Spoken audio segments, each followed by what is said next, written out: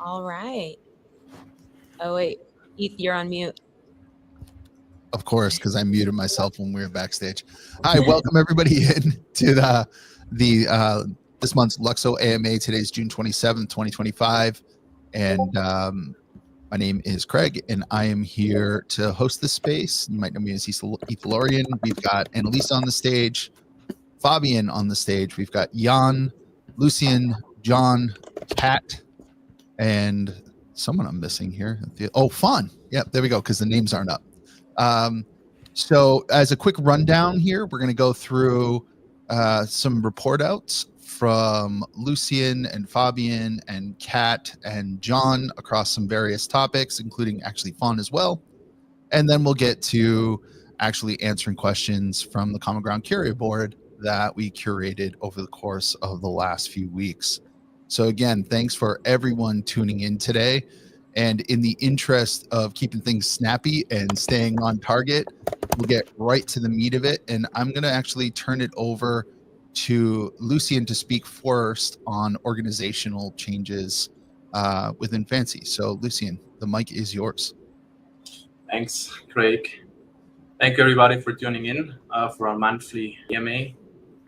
And yeah, quickly on the organizational changes as announced last time. Marjorie decided to leave the foundation, stepped down as president, and in the next month we'll have an update on this specific replacement. On the other side, I've been speaking with Ellen earlier this month, end of last month, and we decided to mutually agree to part ways. And yeah, we are thankful for his contribution and wish him yeah, all the best for his future path. This means obviously that there is yeah, vacancy, which Kat will address afterwards, how we intend to fill the marketing shoes that are vacant for the moment. Thank you. I appreciate that, Lucian. Thanks so much. So those are organizational updates from Lucian regarding the FNCE team. And let's now kick it over to Fabian for some updates relative to some of the products that the tech team has been working on. So Fabian, your mic.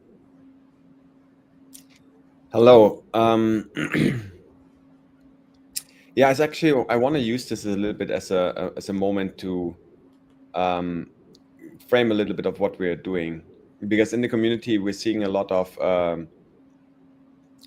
question of like, okay, when is marketing and when is this coming and when is that coming? And I want to give a little bit of a frame for everybody to understand what actually we are building here and what's the plan, what's the vision. And I also want to highly encourage everyone to read our vision articles that we have in our Medium. So you just go to medium.com/LUKSO and scroll down. It's like one of the previous articles. The one with the golden egg is the one. And then there's the other with the hands. Reading that will probably help you guys to understand a little bit of what we're building. Because LUKSO is a fundamental reinvention of the foundations that we have in the Web3 space. And right now, the foundations are pretty much what we have on Ethereum. And as you know, every other chain is like based on the same foundations. But with LUKSO, the whole idea with universal profiles on a new network is to bring in these new foundations, to bring in foundations that actually allow us to move the Web3 beyond what it is today. So we call that the new Web3. And the new Web3 is not just a phrase. It basically means how we can get this decentralized technology into the hands of the masses, and how can we make it attractive and useful to people. And the new Web3 is not like the old Web3. So it's not, we're doing the same thing that we have been doing for the last 10 years, which mainly included token trading and NFT trading and DeFi activities. It means to bring something to people that actually is meaningful for people outside of trading. It's something that can connect people and communities.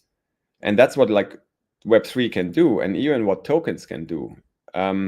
So to understand our vision and to understand of where we are at right now and why we have been building for so long such fundamental pieces means to understand where we are heading and what is the plan here.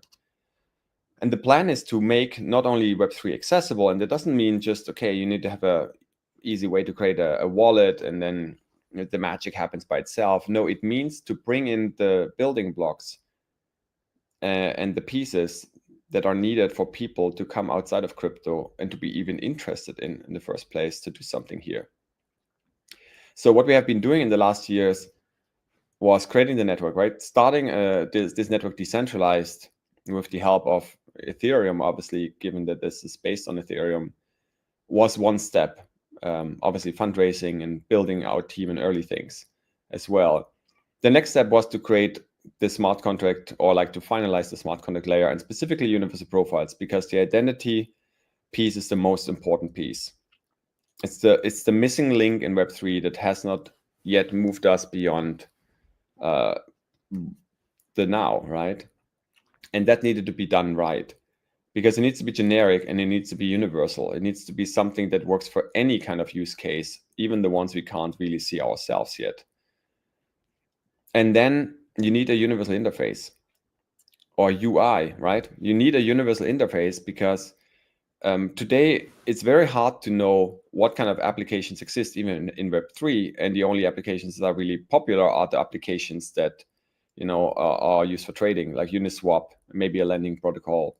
And every other DApp in the crypto space currently has barely any users. So how can we change? How can we solve this? How can we make applications visible to see what kind of things I can do in the Web3, what kind of protocols exist, and what kind of interactions I can create? And that's where universal everything comes in as like a universal interface. What we're doing with this, we're changing the narrative from going from apps to people to go to people to find apps. And these apps are then relevant to those people or these communities or these decentralized organizations of the future. So in order for LUKSO to succeed, it's not just to push out a mobile app and then people magically get what they're doing. What we need to create is a full circle, and a full circle outside of the current crypto space.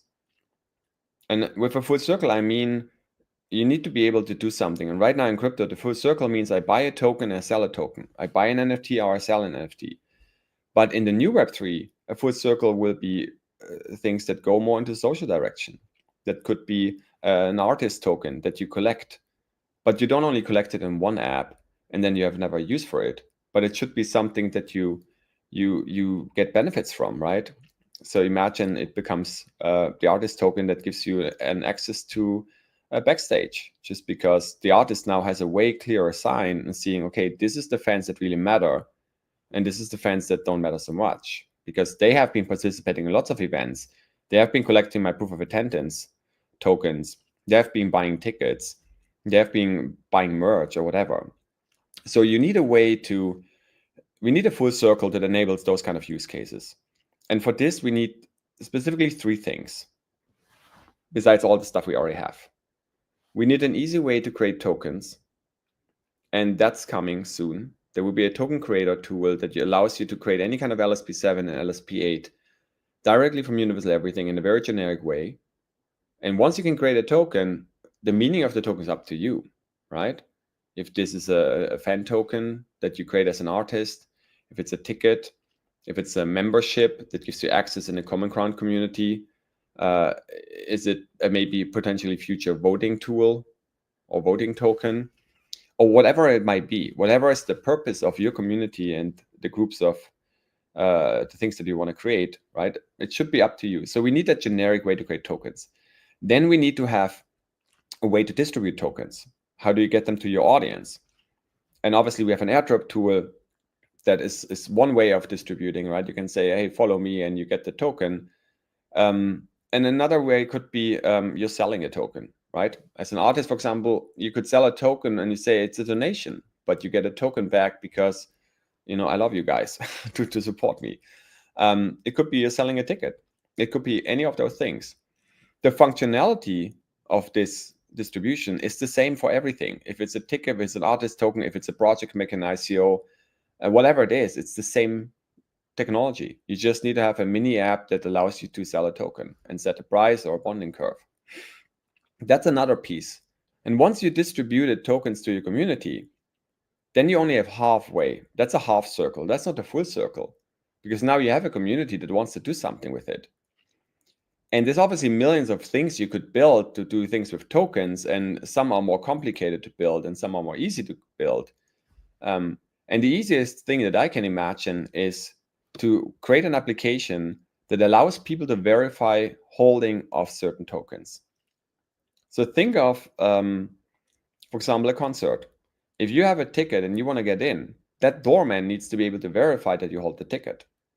If you go to a conference and you have been following a project and they want to give you some special merch to the core community, you need to verify that you hold a certain token or a certain amount of tokens that represent, okay, he has been a long contributor in the space, or he has maybe a certain NFT or a badge that he needs.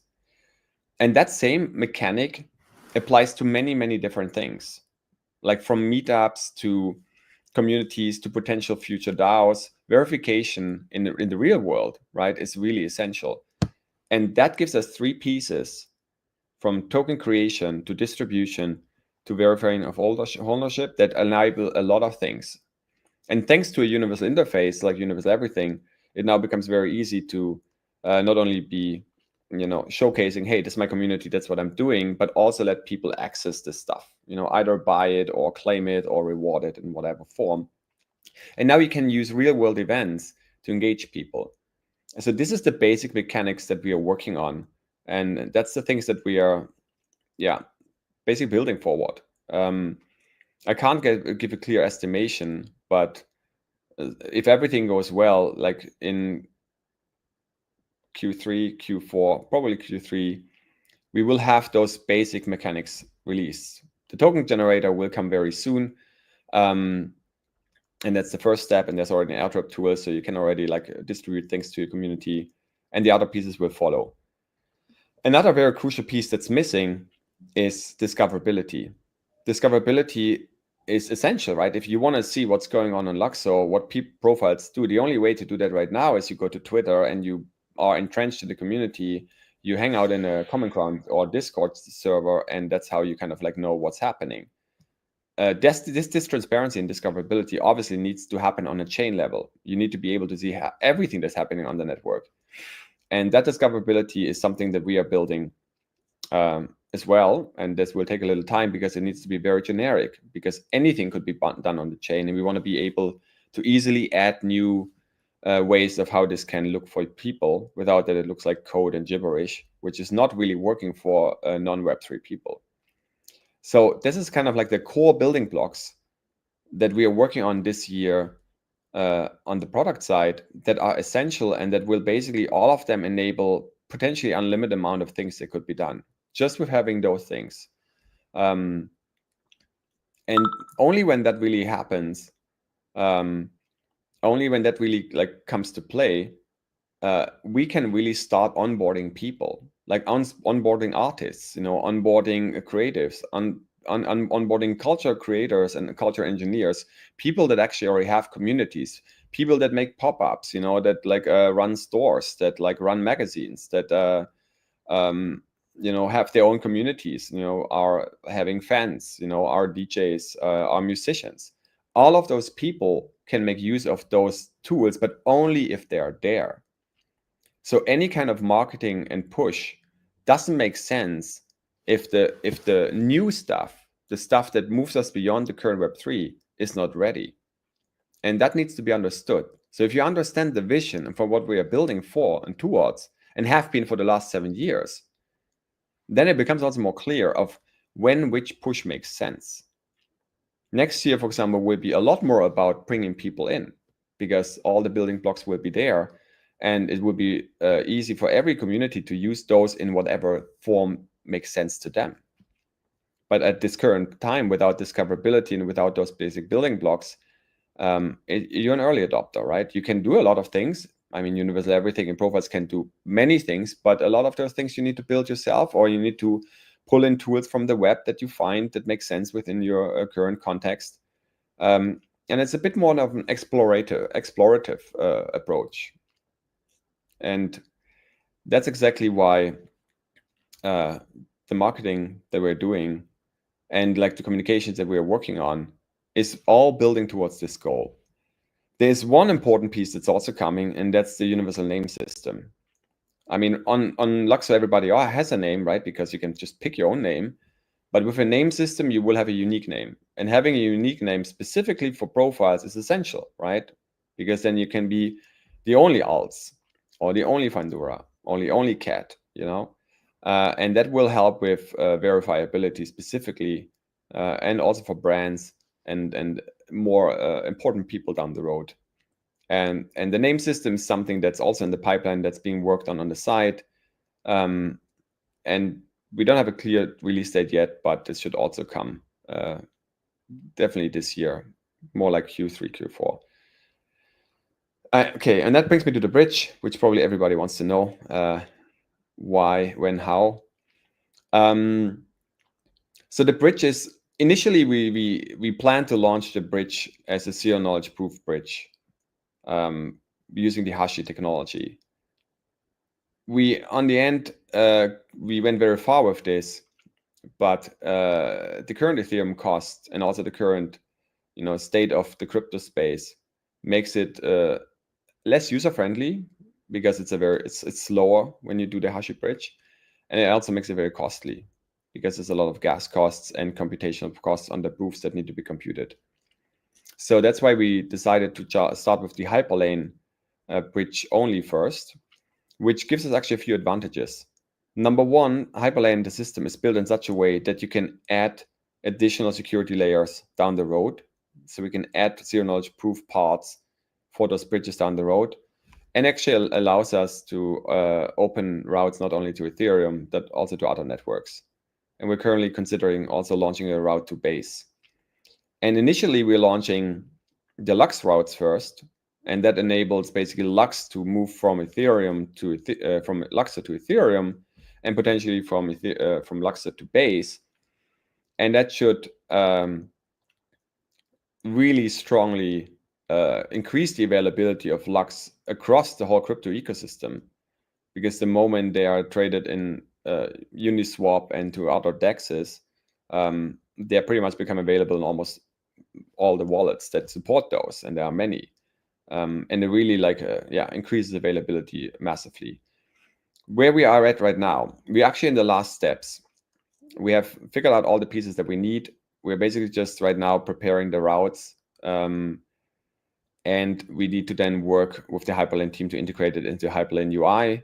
I can't give a definite date yet, but it's close. But again, there's unknowns, and also it's not only depending on us as a party, but I'm hoping very soon.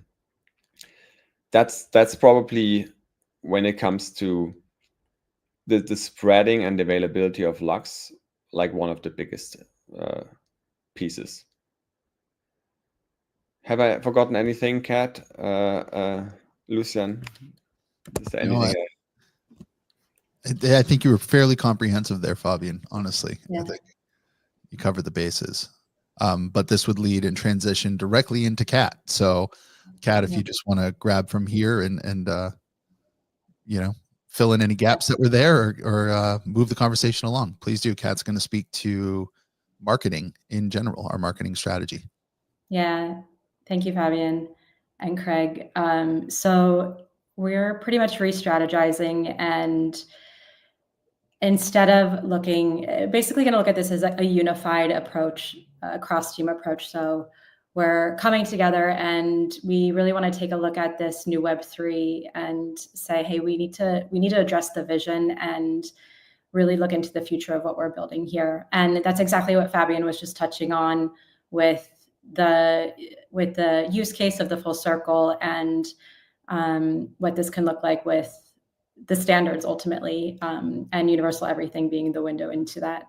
So we're working cross team now, and this will look like a two-prong approach, really. And I think what's really important to recognize here is that we have a really wide range of people to address. We have core Web3 developers, right? That's pretty niche if you consider the wide range of things. And then we have artists, and they can be Web 2. They can have no understanding of blockchain whatsoever. They don't need to. But then you have everyone in between that as well. And ultimately, it will be everyone, right? And so what we're taking a look at is saying, hey, we want to address the people who are building the new Web3 right now. This is who we're looking at. These are the cultural engineers. These are the people building the future. And that's everyone from the artists to the developers. So our two-prong approach, which addresses both of these, is looking, one, at the vision and making sure we're taking an approach that says this is what we're building into, right? And on a short term, that means who are cultural engineers? Let's define this. Let's making sure we're addressing this audience, right? On a short term, maybe summer frame basis. And then let's make sure we're getting the education out there for both the cultural engineers and the developers on what are these new standards, because that's what makes this so special and makes all of this possible, right? So that's kind of short term summer, right? Cultural engineers focus and be getting more education around LSPs and specifically. LUKSO standard proposals for anyone new to the system. Longer term, we're looking at fall, winter, aligning with the product releases and this full circle event that Fabian was talking about. We are focusing on and working behind the scenes on a bigger marketing campaign that addresses that vision and what this will look like for everyone. So this is the higher level, the vision, and bigger picture that will address use cases that you can use with these, with the token generator, with the app verifier, and what you can do with universal profiles and UE now. Building communities, cool things in new ways, different types of events, as examples of what you can do with the tech, right? And we want to make sure everyone can understand this. And then behind the scenes too, also working with these type of personas that would be a really good fit. So cultural engineers and working more with partners that can, we can kind of hold their hands and say, hey, this is what we have for you, and really start to build out these use cases with specific people and specific partners as well, to be able to show these examples to everyone else too, and build from there and continue to build from there. Because, and this is like very important that we're showing people now instead of telling people. And that's been something that I've been drilling in and wanting to make sure that, hey, we're at the point now, we need to show people what we have. and show them how that this is going to change things and be a total new, like, what is the new Web3? It's what's in the future, right? And so alongside this will also have the ongoing pushes with the product announcements and what are universal profiles, what's universal everything. That will still be ongoing as well.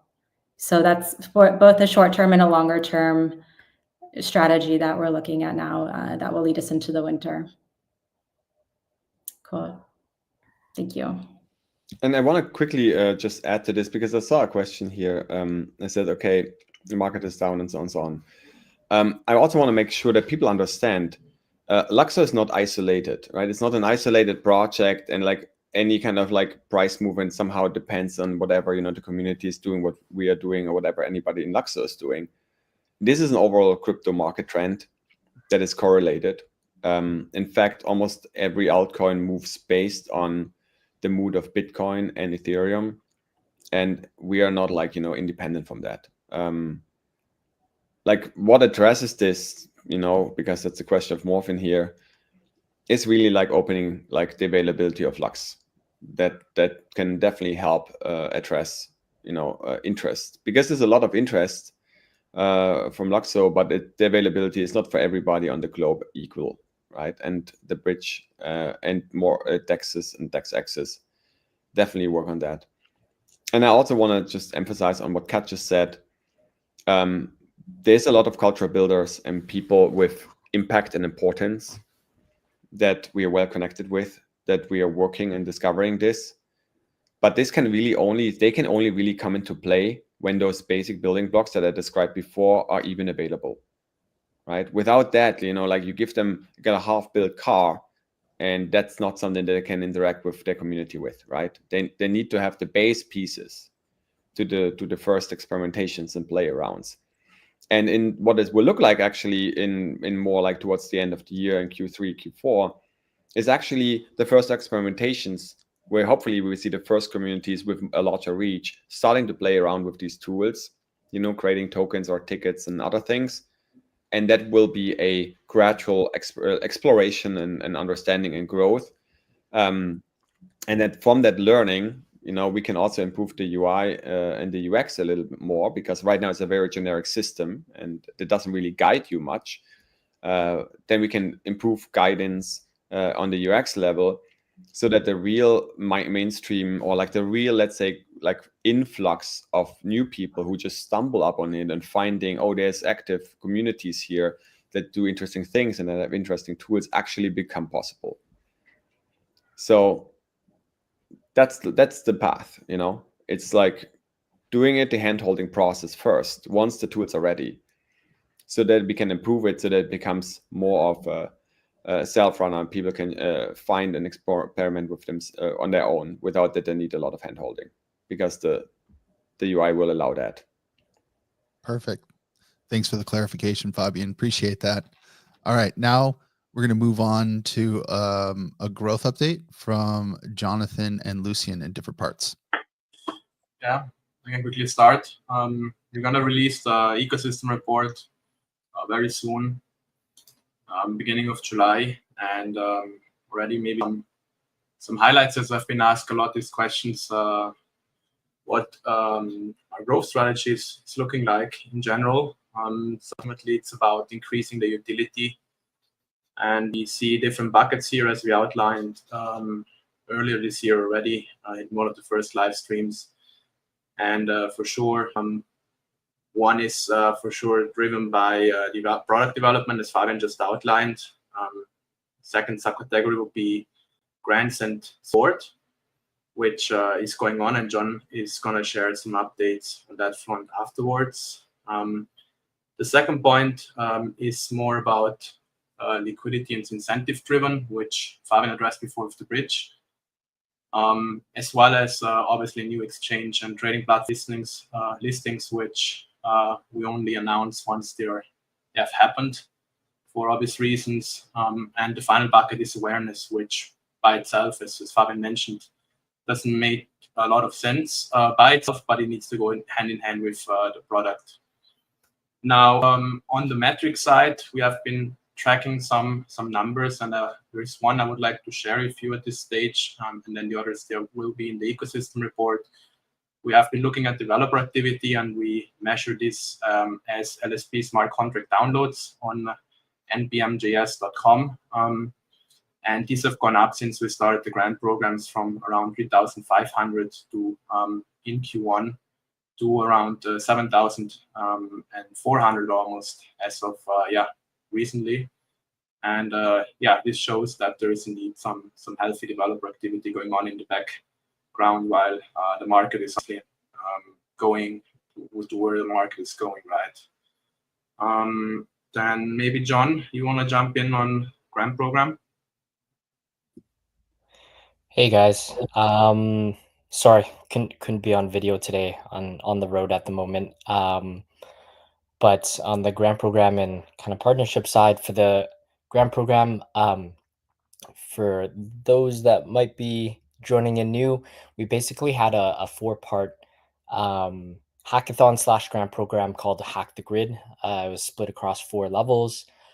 We completed the first 3, where we had about 130 submissions with 22 prize winners. Very positive around that, as the number of submissions versus the hackathon that we had last year was about 3x in a developer kind of declining environment within the broader Web3 space. So it was a pretty good result. And then we're approaching level 4 now, which in the beginning was supposed to be a quadratic community grants round, who we were working with Gitcoin with, in light of kind of market dynamics within the space.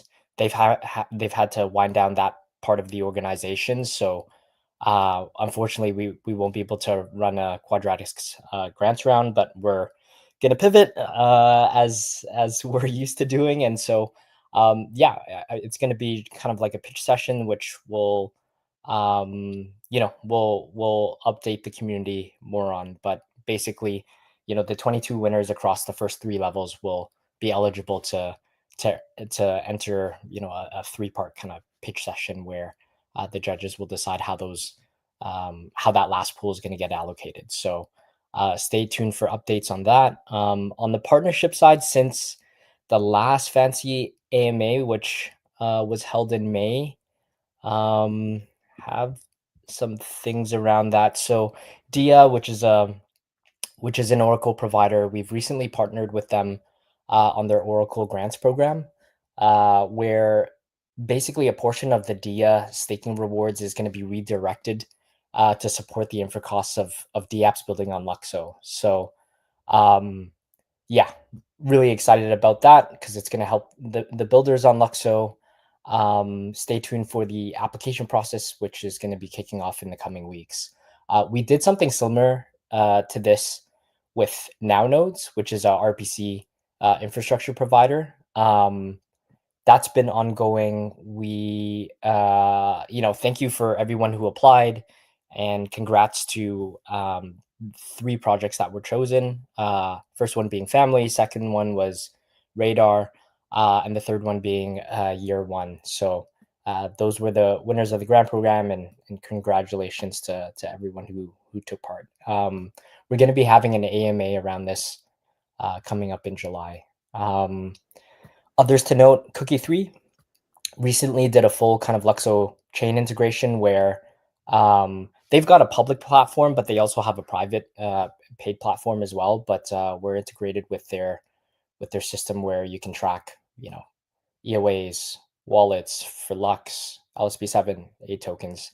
It's currently in the process of being, the testing of it under the hood is still pending at the moment. But they've got a very useful tool, and I'm sure some of you in the community had saw the LUKSO page for a portion of their tech stack, basically. So really happy about that. We also had partnered with them in Berlin Blockchain Week for events. Had made partnerships with quite a few protocols during Berlin Blockchain Week.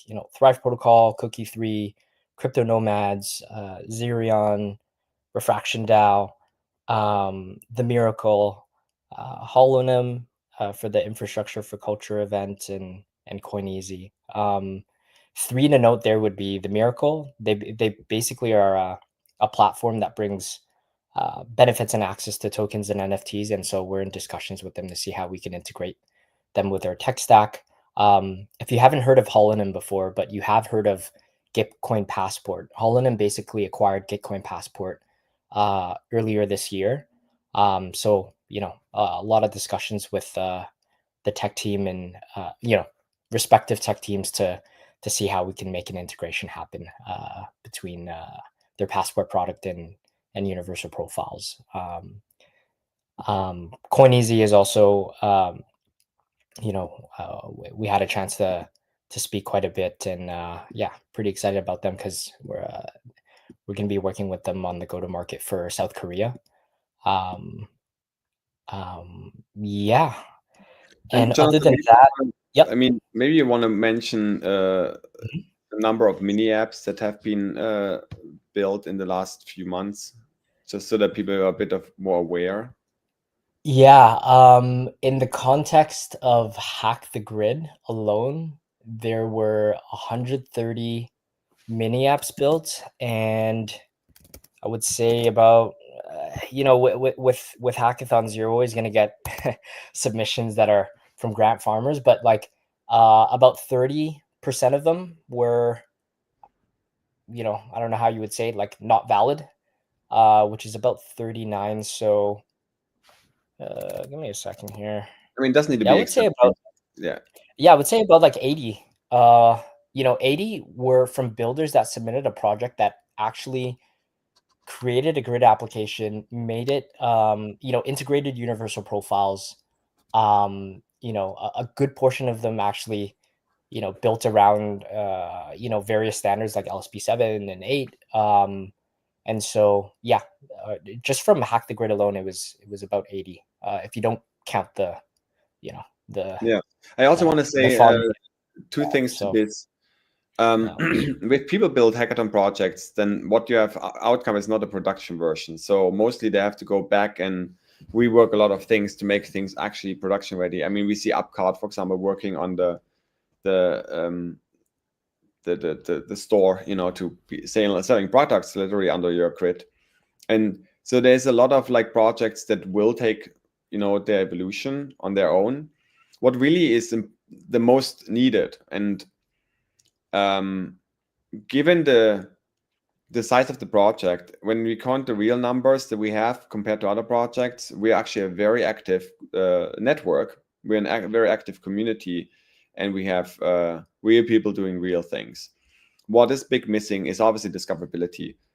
Something what's coming very soon is a trending page. So you will be seeing on Universal Everything profiles that are trending, that have a lot of followers. You will be able to categorize your own profiles based on tags. That means, you say if you are a community, you can say community. If you're an NFT project, you can say I'm an NFT project. If you're a DJ, you can say you're a DJ. And that will help a lot with people discovering profiles outside of crypto Twitter. And that's going to hopefully help. And the big discoverability will be the feed, because that's when you can really see activity, and activity will inspire you to see what's happening and what you could do yourself. Maybe, Jonathan, you want to mention something to the question of the person that he talked about, Crypto.com, custody and trading and staking? Sure. I mean, wasn't planning on it, but yeah, totally. So look, the thing is with LUKSO, given we hadn't raised from VCs early on, there wasn't a need for institutional, custody and staking for a long time. But as we want to open up the window and access to institutions over time, as the project matures, the need for that is extremely important. And so we've been speaking to crypto.com.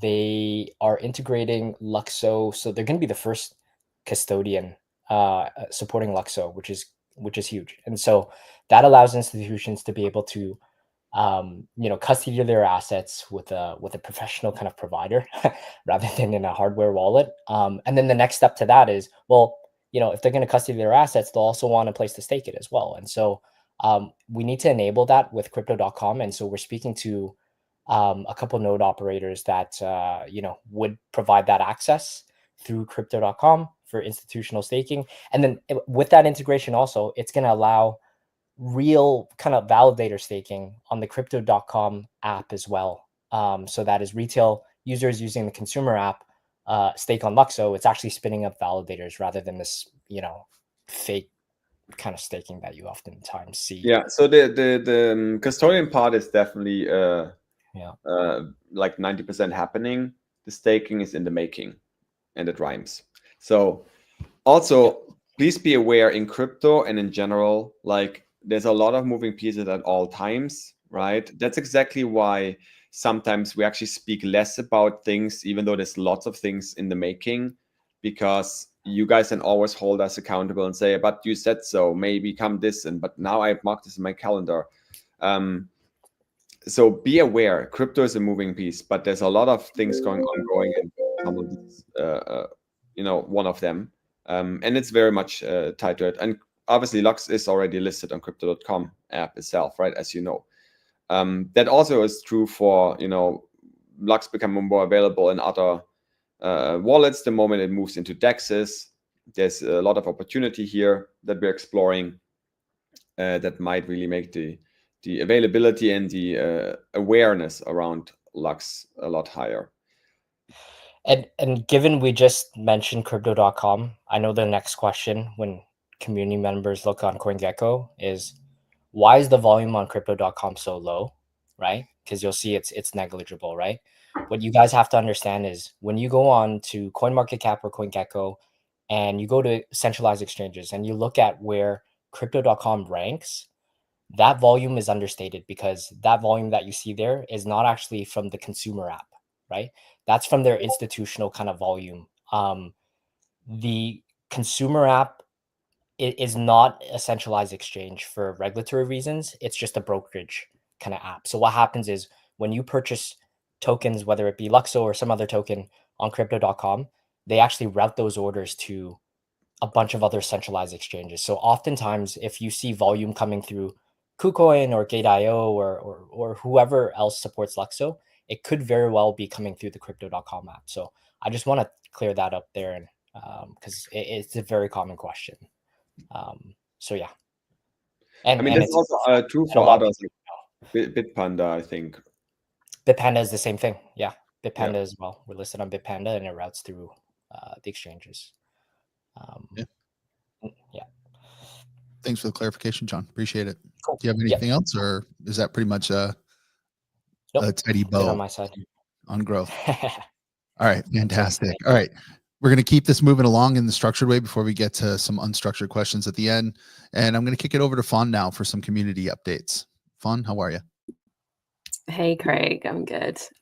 Sorry, my internet is a little bit jaggy today, so I apologize if I'm a bit choppy. But hey, everyone, wanted to take a moment to talk about something that's just gone live. So we're finally getting out this brand new LUKSO newsletter that everyone's been dying to get. So this has been like a collaboration between myself and Annalisa this week. And it's something that has been like really anticipated by the community for a while now. We've promised it for a little while.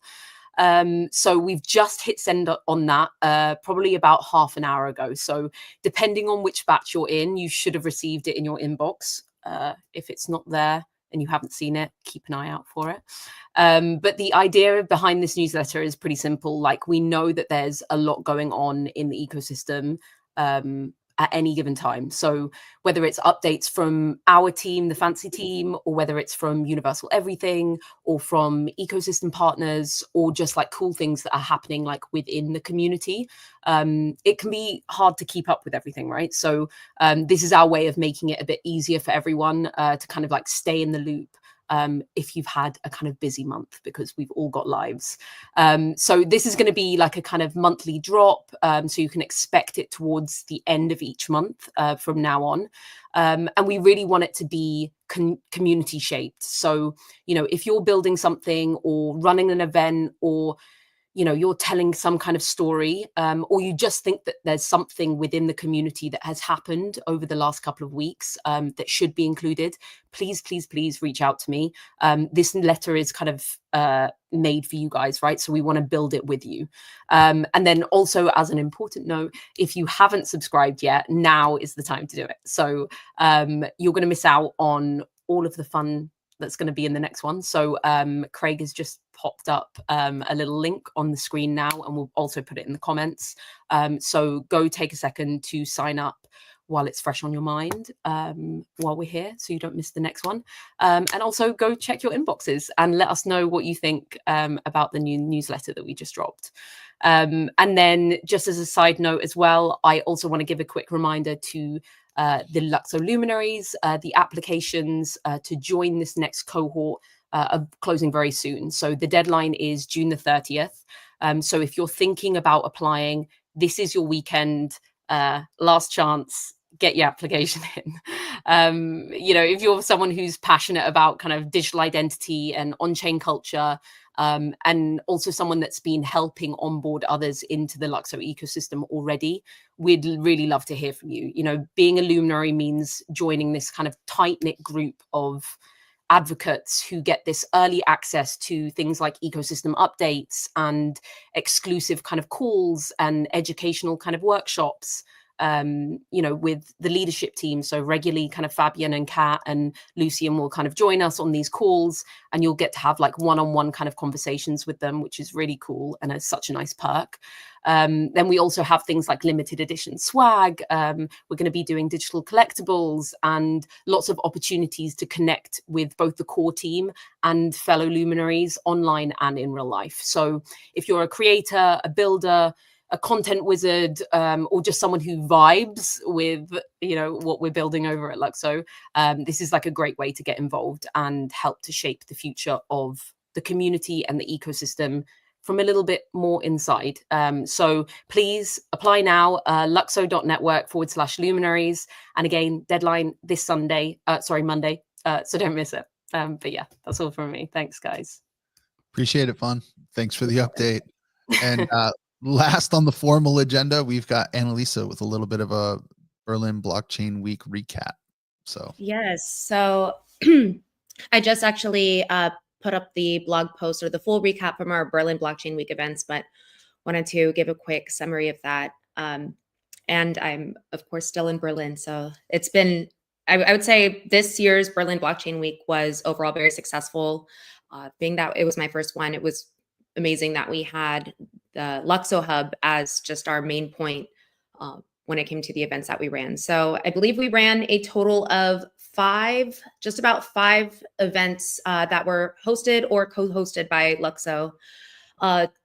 To give a overall summary of that, there was approximately, I think we had a lot of RSVPs, but if we were to tally it up in terms of in-person attendees from all of our events, it was about a total of 350 plus. So that was really great. We got to bring in folks that were already very knowledgeable or aware of LUKSO, already part of the community, but also thanks to our partners, we brought in a ton of new faces into the community. So to run that down, the LUKSO Builders Association hosted or co-hosted the Berlin Breakfast Club, and shout out to Fawn for pulling together all of the partners for that as well and hosting. But I believe that was co-hosted by Crypto Nomads Club, Thrive Protocol, The Miracle, and Cookie 3. That's how we kicked off day one. Right after that, we led into Infrastructure for Culture, which was a 2-day event series that we hosted at LUKSO Hub. Infrastructure for Culture Day 1 was focused on metadata and identity, and that was also featuring our, I was going to say special friends, special guests from Holonym. So that also included a really amazing presentation on Human Passport. And of course, Kat and Fabian presented on universal profiles and LSPs. We rounded out day one with Sunset Social, featuring all of the talented and amazing DJs that LUKSO, that are part of the LUKSO team, that are also on this stage. But that was also co-hosted by Holonym. I'm not going to run through every single detail of the events, but Infrastructure for Culture Day 2 that focused on mini apps. And we also had some really amazing presentations from mini apps that currently exist. I think Alex from year one is in the chat. I saw him popping up, but he did present on Universal Assistance Protocol. We also had Jan of, I'm not sure if I might be butchering his name, but his name is Jan. But he was actually one of our grantees from the Refraction and LUKSO program, which was abstracted parameters. So he presented on memory traces, which extracts data from your universal profile and creates this like audio. It creates your own unique sound and visual experience, which I thought was really awesome. That was Jano Hanning. Jano Hanning. Okay, yeah. Thank you. I was like, I'm getting. He's at Kabuki on Twitter. Yes, I am Kabuki. Yeah, not Jansel, but he was there, and we did co-host. This did not take place at LUKSO Hub, but we did get to support Xerion along with Refraction for their Zuglini launch on Wednesday. But of course, the LUKSO DJs represented. And we represented very well. But we wrapped up our Berlin Blockchain Week events with Resonate, which I was really happy to bring that back, considering the first one at ETH Denver was just a really nice, like intimate group, really great event. The first one at ETH Denver was focused on DJs, but this one, I wanted to open up the floor and focus on creators of all types. So we got to meet with, there were, of course, some DJs in the mix, but we got to meet with some like visual artists, photographers, videographers, creative directors, designers, and then even, I'm forgetting the name, but there was like, I mean, we could bucket this as like a culture engineer, but there's founders that are in this space that are focusing on creating protocols and tools for creators as well. I mean, including us. But we got to host a couple really great conversations and as well as individual interviews. And we wrapped up the day with some open decks. So that was a lot of fun. Another big shout out I didn't get to mention, but we did have on display the artist's works from Abstracted Parameters. So that was our grants program with Refraction. We had that on display for the first weekend. We got to bring it to the Xerion party. And of course, it was really great to meet with Janov as he presented his live in front of everyone. I did also want to give a shout out because during Resonate, we did get Victor from Radar Visuals. He got to do a quick presentation on his mini app. And that also was an audio visualizer on your universal profiles. Fabian, I know that was probably, that was one of my core memories from that day was having Fabian follow him live on his universal profile in order to change the visual. I thought that was really, that was fun. So they're blockchain reactive, right? So exactly. The Radar app is actually a pretty cool project. So you can literally have a music visualizer that can react to blockchain input as well. And he presented it, and he was very happy to come and showcase. I also want to add to what you're saying, Annalisa, is there was a lot of builders in these 2 days, which was great. Yeah. I mean, so and why we are doing this, maybe a little bit of a context so people understand. There is Berlin Blockchain Week is when you have all of or other blockchain weeks, and other events like ETH Denver, for example. That's the moment when many of the builders or all the core builder people start to gather around. Mostly it's one big conference and there's a lot of side events. That's the opportunity where you get all of these builders from across the globe to literally listen to and checking out new tech. And that's exactly why we're doing these things, right? It's about creating awareness, and specifically Infrastructure Day 1 really helped to get a lot more understanding and awareness what universal profiles actually are and the power of it, and specific metadata you can attach it, and yeah, so we got a lot of light bulbs going up during these 2 days. and these events, which is exactly what's the point. It was actually quite a good mirror of this kind of two-prong approach where we're able to address a more technical audience over here, but in a way, it's really important that we can address a more technical audience, but in a way that everyone can also understand. So this kind of high to low approach to where this is what we're talking about and this is what makes it usable, to a more technical person as well, where they can kind of dig in and really get to understand it. And then Resonate being the event that spoke to artists, and then people really building like apps and protocols, DAOs, curators, reputation systems, outside of that as well. The kind of the social glue to the culture, if you will. Yeah, and what people need to understand is like what we build is that infrastructure for this stuff. It is the infrastructure for culture. Like that's not just a made up term, because you cannot have this without the right infrastructure. And there's one person that actually in the Twitter chat say, why didn't Ethereum build this token distribution and ticket thing? I want to just mention quickly on that. These things were built many times on Ethereum. Tickets, proof of attendance, POAP, all of this existed on Ethereum. But because of the missing foundation of your actual on-chain identity, these things never really took off. And even if they took up for a little bit, they passed because they couldn't be really remembered actually anymore, or it was not really like that human usable, let's call it like that. And this is actually a really good showcase that all the ideas, like most of the ideas that we bring, they're not new. I mean, I can very much encourage to watch the Mist browser video from 2014, 8 months before the Ethereum network launched. Watch it. It's on YouTube. Just Google Ethereum Mist and look for the one from the Ethereum Foundation. It will show you so much stuff that hasn't existed, even come to reality in Web3 today, because we don't have yet the right foundations. And that's why it took so long for us to build this, because building foundations in Web3 is a lot more difficult than building just a one custom thing that do one thing. We build the foundations for millions of things. That need to be understood. It's millions of things that can happen. And we are now plugging the first, or giving the first examples of like those pieces that can plug it into to generic tools for communities. All of this could have been built on Ethereum for years, and it was built, but without the foundations, without the identity that you can actually manage and that you start to care about, none of this could ever have taken off, and it didn't. That needs to be clearly understood. And there's also someone else who talked about OPN, which is this ticket system, and I read their blog post. They seem to be also like real builders.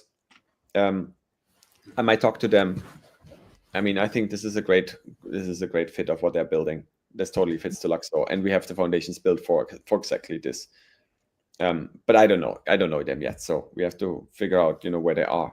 I mean, right now we can't fund another project, so obviously, but we definitely have the foundation where they can make their thing happen. Perfect. Right on. Okay, cool. I see that I'm lagging a little bit. My internet's struggling. I don't know why. All right, so now that we've gotten through the structured portion of the agenda and even answered a few questions, let's move to more of the AMA, addressing some of the questions that we've been collecting on the Curia board, as well as some of the questions that keep rolling in the comments. So if you have questions, we'll try to get to the ones that make sense to get to, or as many as you can. So please just keep dropping them in the comments in the Twitter chat or the YouTube chat or LinkedIn, wherever you're viewing this live stream right now. But the first question I have is actually going to go over to Lucian, and it deals, I'll paraphrase the question, but it deals with the role that the FNCE leadership team can play on X specifically as a forum for thought leaders. And the question has to deal with basically, should the FNCE leadership be very vocal on X, or should they be silent? What's our thought process and how do we behave here? So Lucian, that's for you. And first of all, FNCE leadership is Jonathan, myself, Martina, and Alison. Alison and Martina, they work in operations and finance. So they're not really on Twitter.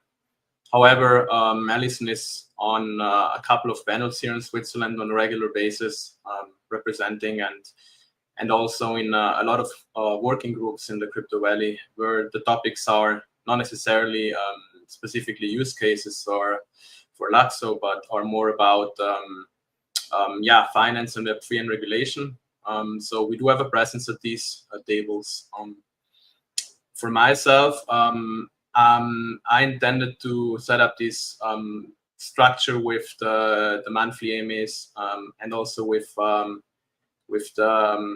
ecosystem reports to kind of share a little bit what we're up to. But then again, on X specifically, for sure, we could do better. But again, we're a small team. We're doing many things. So at the moment, from my side, it's on average 1 thought leadership piece a week. Sure, I could do better. But yeah, there is only so much time that we have available. And scrolling through questions, it's a bit time consuming, right? So, but what I do intend to do more is sitting on in some of those AMAs that are held by the community and be more available and more approachable in answering those questions that the community might have. And if there is any questions, obviously route them through, either send them directly to me or route them through our community team, and happy to answer at the moment. All right, perfect. I appreciate that. Quick follow-up question for you, Lucian. Another question came in that said, like, from your perspective, what is the key development that the foundation is waiting on? And foundation being representative, I think, in this case, or being used as a representative for the overall blockchain. And the asker positions the bridge as really the key development in their mind. Is this how you're thinking about it as well, or is there additional thoughts that you want to add in here? Yeah, I mean, the bridge in general, it is not gonna, I mean, it might be a game changer, might not be the game changer. We cannot estimate if there is gonna be, suddenly a massive demand for licks, and this is gonna change the whole, price or the trading volume per se. But it's obviously an important step into the right direction, just having it so that funds can move around, tokens can move around and be bridged back and forth, and suddenly new opportunities might be possible, as Fabian mentioned, with those wallets. A lot of the exchanges, they are playing now a lot those wallet games by having more tokens available, which might not be listed directly on the centralized exchange. So that is for sure a great possibility. Personally, for me, I'm mostly looking forward to the token generator as an artist because I'm a big fan of the full circle that will be possible for artists following seamless issuance of tokens and then everything that follows suit. As Fabian mentioned before, the backstage passes, the incentive, the engagement with the community and the fans. So that's kind of what excites me mostly from the upcoming releases, and obviously the whole universal name system as well. Super important for artists as well to secure their names, and I think this is only the beginning.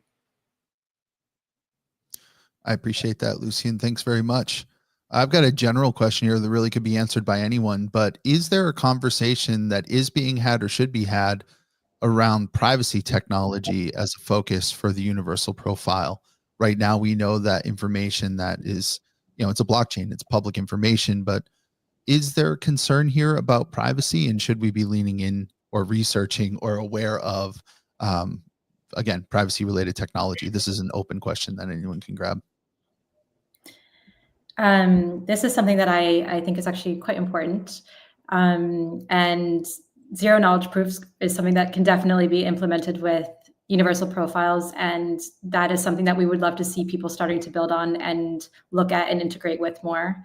It's not our primary focus right now, as we just went over what we're focusing on, but this is definitely something that we think is important, especially when we're talking about future voting systems, future integrations, future anything, or future concerns. But it's totally possible with universal profile. So everyone should know that. I think what's also really important to consider too is that when we're talking about bringing people to a new technology, a blockchain technology, a lot of people, they can kind of hear what that means, but because of what they're used to in Web 2, they might not have that understanding of what it means to have a transaction on chain that's on a public ledger. And so it's also kind of important that we teach people along the way, hey, some transactions or all transactions that you're making here are on a public ledger. So how do you kind of educate people on this and on this, saying this is what's so special about this, but also so you know, just because this feels like a Web2 experience, under the hood, it's very different, and that's the big strength that it has. But it's about people having the being able to take self-responsibility for the things that they do, and there needs to be a learning curve there as well. So it's definitely something that we're looking at. It's something that I think it's super important, looking into and talking about privacy technology, and maybe something that we'll be able to align with more on after this full circle event. I know that there's people in the ecosystem already talking about looking at zero knowledge proofs and with protocols that they're interested in making and building, and people that are working with those teams as well. And I definitely want to encourage more of that. I think people should be looking into this more and seeing, okay, what can this look like with universal profiles and plugging in? We want everyone to feel confident here and safe here in whatever they're doing. But it's also important to have that learning of like, what does blockchain inherently mean as well? Yeah, I want to add to this because it needs to be understood that we are building foundational technology. And because a foundational technology is a framework on which you can build a lot of things, we can't be the one building every step of the piece, because then, guys, you need to wait a long time, right? Because it's impossible for a single team of 20 people to build every future tech that, like, the world needs in a single team. That's simply impossible. But the ways your profile works is that anything can be added. And specifically when it comes to privacy, this is a problem that the whole space is working on, the whole blockchain space is working on. And if this would be so easy to solve, it would have been solved like years ago. And it's not solved on node chain properly. There is side chains you can have that have then private transactions to a limited degree. And obviously LUKSO can have side chains, and will have side chains.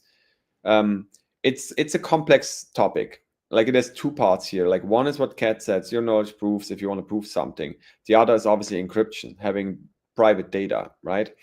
And there's different other layers that work together. So in order to create this decentralized operating system, this is what actually on the end universal profiles together with LUKSO and other systems is. There are many layers, right? The blockchain is one layer. Your identity is another layer. Privacy layers are different layers. Lit protocol, for example, is a privacy layer you can actually use as a universal profile. There's other layers that you can use. So if you are a builder and you want to build certain experiences, you need to plug in multiple layers together. And many of them are already being built, or they're already there, in order to make it. And that's the challenge. In order to make that user-friendly, that's when it gets sometimes a bit tricky, because a smart contract account is not a single private key account. So it's the balance, and like, there is ways to figure this out, but it's more challenging. And we will work on more tools to make that easier to connect down the road. But it's all a question of like time, and what makes sense when. So everything we are building, at least in our team, we need to think of what makes the most impact with the least amount of effort, because sometimes even small things, to build them for production is way more complicated than just hacking something together.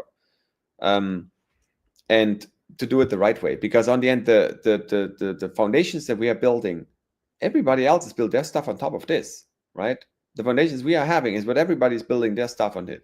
And that needs to be done in the right way. This cannot be just about quick and fix and do something that kind of like looks good for a while and then breaks down like tomorrow. The moment something new needs to be added, you need to change everything. So I just want to say there is already the ability to do anything if you're willing to go that path, because the system is built in such a way that you can do it. For us to build this into the more foundational pieces takes time, because we need to do it the right way and the most generic way, because it's not about enabling one feature or the other. It's enabling unlimited features. And specifically for privacy, you need that, right? You need to have any kind of data storage and any kind of things. And there are other systems and protocols that we are exploring and that we are, talking to people as well. But it's all a question of like, how many can 20 developers handle, to build at once? There is a limit. That limit is already overreached by like years. So we focus on what makes the most sense at the first step. And public profiles is the first step that makes the most sense. And that's already given by the blockchain, and because we have those standards now. And now it's about making them accessible. And then if any builder wants to come and build a stealth address, Ton of DeFi actually here also actually I worked already on stealth addresses. A tool, right? That's one way where you could hold assets in decentralized or in a stealth way. Yeah, so just that everybody is aware that this stuff exists, and there's many pieces that exist. Plugging them together, right, on a open source infrastructure, that's where the challenge lies. And then making it user friendly, accessible, that's where the challenge lies. It's not that it's not available. It's not that like we need to build this stuff. It's about having the time to plug it together that it actually is usable by people. Yeah. Fabian, I have a question. Actually, this one is just for you. So I just want to interrupt to ask this because I feel like it's important and it showed up on our board. And thank you so much for using the Common Ground Curia board. It functions like a Reddit style board where you can upvote the things that are most important. And you can have discussions inside. So like this is important. So I want to honor the fact people are using this board. And I feel like this is a good question for you, Fabian. The question is, are you reviving the original Ethereum vision within LUKSO? And let me read this word for word. This is what was written. It says, hey guys, so I was wondering, 10 years ago, Ethereum launched with bold ideas, a decentralized world computer, user-owned identity, and a future of smart contract-based applications. The Mist browser was meant to be a gateway into this world, but looking back, we can observe the platform mainly evolved into a hub for financial speculation with ICOs, DeFi, NFTs, and token flipping. Most original ideas, especially those focused on identity, UX, and culture, were never fully developed or adopted. Now, LUKSO seems to be reviving and completing what Ethereum initially aimed to become. So, like, the questions there that fall underneath this, like, is that the vision for universal profiles? And then the question is that what people want right now? Are people really just needing financial speculation, or does the future really need what we're building here? I mean, I know what my answer is, but you know, I think from a vision perspective, this is a good question for you. Is this what we need right now? Do we need these decentralized tools in the world that we live in? I mean, actually, the answer to this question is amen, right? That's the answer. Like, Yeah. So, I mean, this is yes, absolutely. I mean, people need to understand, you know, I mean, okay, some of you guys just like joined crypto maybe a year ago, maybe 2 years, maybe 4 years ago, but crypto has been around since 2009 when Bitcoin came along, right? And Ethereum has been around since 2015. And that video I was describing before, the Ethereum Mist browser video, was from 2014. So that's now 10 years ago, right? And all these ideas have been around. Okay, how can we have like an infrastructure on which humanity can evolve, where we own our own identity, we own our own stuff, and no one else can control it but us? And how can we organize ourselves as humanity in that new way? And 10 years of Ethereum showed us that once you give it a certain standard, you give it a basic structure, then actually a lot of innovation happens. That's why we have DeFi, and that's why we have ICOs, and that's why we have meme coins. That's why we have NFTs, because the basic structure that was given was a token. And I happened to propose that one. And everything followed from there. And what has been missing since then is the basic structure for identity and the basic structure for actually making sure that this tokens and things work really well together with this. And those basic structures we didn't have, because we always had custom systems that were built for a certain kind of use case. And there were experimentations and everything, you know, like we obviously have DAOs, and we have ticket systems, and we have POAPs, we have all of this stuff many, many times.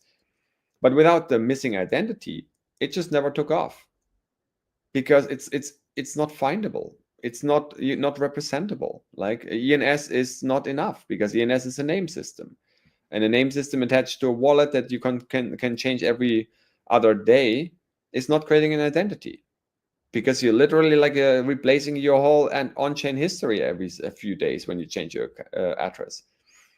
So we needed to build this foundation, and now we have it. So now basically the vision of the Mist browser can become reality, if you will, universal everything is like Mist 2.0. It is that universal front end. It's the WeChat of crypto. Or it can be, and it likely will be to some degree, that generic place where a lot of things can happen, things that go far beyond the features we're building. And that's also important to understand. We're not building an app with 5 features, and the 5 features come from us, and that's all you can do there. We build a window of anything. It's up to you guys to build whatever you want, to use whatever you want. And once you have the basic tools like creating tokens, in this case, the new token standards, obviously, right, that work so well with your profiles and have all this power that we haven't even started talking about, by the way, yet. Only then really like it becomes really interesting. You can like do so much more stuff. So yeah, the answer is yes, he is right, and that's exactly what LUKSO is about. LUKSO is exactly built as the foundation for all the things we wanted to see in Ethereum and haven't seen. That's the new Web3. And that's the new Web3, exactly. Perfect. A couple questions have been coming in the comments. I think everybody can see that. Would anyone like to grab anything that you've seen in the comments over the last 10 minutes or so? I'm just going to give a little open air because I know we have a bunch of people reading. I saw there was a comment by Family Licks. If you're trying to extend Ethereum's original vision, why are we only focusing on creators and artists? I'd be happy to answer that.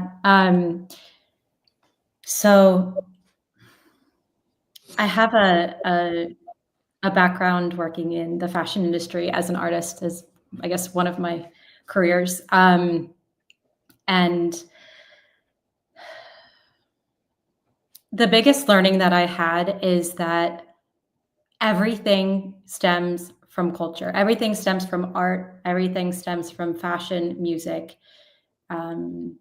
and art, and so on. That it has a trickle down effect, and that's what creates culture, and that's what everyone eventually catches on to, right?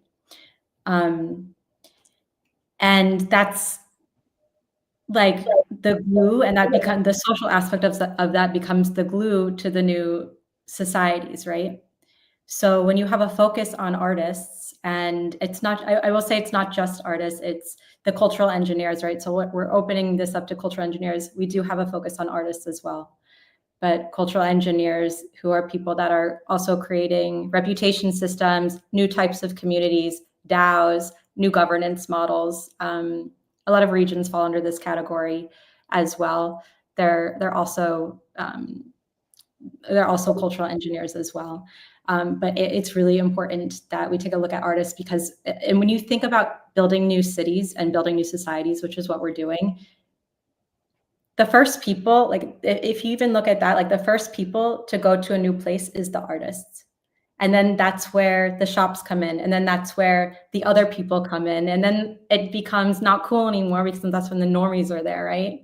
And that's how culture happens. That's how culture shifts. It starts there, and then it is a trickle effect outward. Yeah, I also want to add to this. We are not building LUKSO just for like whatever, you know, like why do we choose culture as the initial kind of target audience is what like Kat described really well, right? Because that's where everything gets created. This is the early adopters. This is the one who inspire and build the things that on the end lead to mainstream. But LUKSO is not built for culture or only. It's built for everything. It is the foundation. That's everything. Your profile can be the profile of you as a person, as collecting something, having an internet presence. It can also be a DAO or you participating in DAOs, right? The profile itself can be a DAO. The profile itself can be a collective. The profile itself can be a brand. The profile itself can be a company. The profile itself can be even an AI. The profile itself can be an app. The profile itself can be a device, you know, a physical device, even your car. It's built in such a generic way that it can be any of those things. And LUKSO, and specifically Universal Everything, and all the tools are built so that anyone who has a great idea, who thinks, oh, I need identity, and I want to do something on-chain that people can truly own themselves, can build this on LUKSO. It is exactly built that anyone can do that. But we obviously need to, because, you know, when you say, hey, you can do everything, that's the same as saying you can do nothing. So obviously we need to come to the first people that would be the most likely to want to experiment with this, to really figure out what that can look like to their communities, to their interests. And cultural builders are the right people. Like, and artists are cultural builders. They build community, you know. Musicians, they build community. Fashion brands, they build community. And somebody also asked the question, is LUKSO and fashion still a thing? Absolutely. I mean, you can build that, you know, you can make an NFC chip and make an NFT on LUKSO, and you can use Upcard and sell your fashion stuff on LUKSO. You have now your decentralized fashion brand. Then you make that profile turn into a DAO or collective run by multiple other people's profile. And now you have a collective that can design together, manage the store together, you know, produce clothes in a decentralized way and create a decentralized collective of fashion artists, you know, that make up a new brand. Yes, you can do that. That's already built for that, you know. You need to just sit together and start doing it, you know. And we have FijiCoil, for example, working on like a really good looking NFC chip, or even the idea that you will probably in the future have a wristband that like is your profile, so you don't even need to wear your phone anymore to go to a concert, because you can just tap and prove that you have what you have on your profile. The sky's the limit. It's like it's hard to explain the possibilities. It was also very hard to explain the possibilities of Ethereum in 2015 and 14 and 13. So that's why it's like going to be a step-by-step process where we can make the generic tools and bring in the right cultural builders and help them use those tools so that other people can see what can be done, and that brings more people in, and then they can do things and they come up with ideas, and that's how it starts to then become a rolling effect. Yeah, I think it's also important to take note that artists are the engine that drive culture, right? And so that's what's focused on when you take a look at LUKSO and LUKSO's branding and brand image. But that's also why strategically, when I set out to rebrand for universal profiles and universal everything, I've been quite strategic to make sure that this feels like it's for everyone. So it doesn't feel exclusively only for artists or anything along those lines, because this is what's opening it up. That's why it's universal. And that is kind of the gateway into this, to the decentralized operating system, to everyone, to it feeling like this is just foundational technology that you're going to have in your hand like you do right now. And I want to also add here one sentence to cross-chain, right? Universal profile should be universal. And why, you know, why is this not against LUKSO? Oh my God, if you open up universal profiles to others, aren't we losing, blah, blah, blah. Just that people understand. A universal profile should be universal. You should be holding assets on any EVM network, you know, on that decentralized identity. Obviously, ideally down the road, it shouldn't even matter. But there is one reason why LUKSO is unbeatable, because that is the network where everybody built with only the new standards. And those new standards, when used together, allow for things that you can't build on an existing network with ERC20 or 7-1. You can't do it. Basic things that will be absolutely imperative for the future can't be built on those standards, and you can't convince everybody on an existing network to change their tokens. It's impossible. So on LUKSO, you get to build the new protocols, and you can also come with the fact that everybody is a profile. So it means building social apps on LUKSO makes sense because everybody is a profile.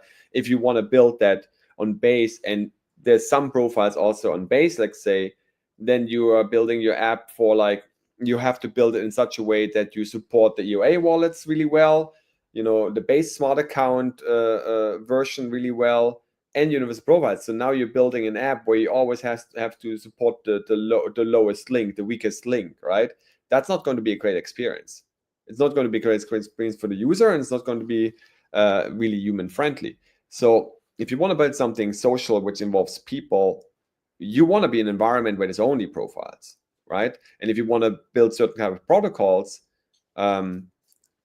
you need to be, by the way, I'm never being in the front screen. Now we're looking at Kat and I'm talking here. I don't know what this is about. But yeah. My bad. But But if you want to be building these new protocols, and I could go into depth of what these specific mechanics are, but maybe this takes a little to time. But like a very simple mechanic is, for example, the automatic reactability. If somebody sends you an asset, if somebody makes a follow request, if somebody builds a protocol that does something else with your profile can automate. And for example, for culture creators, right?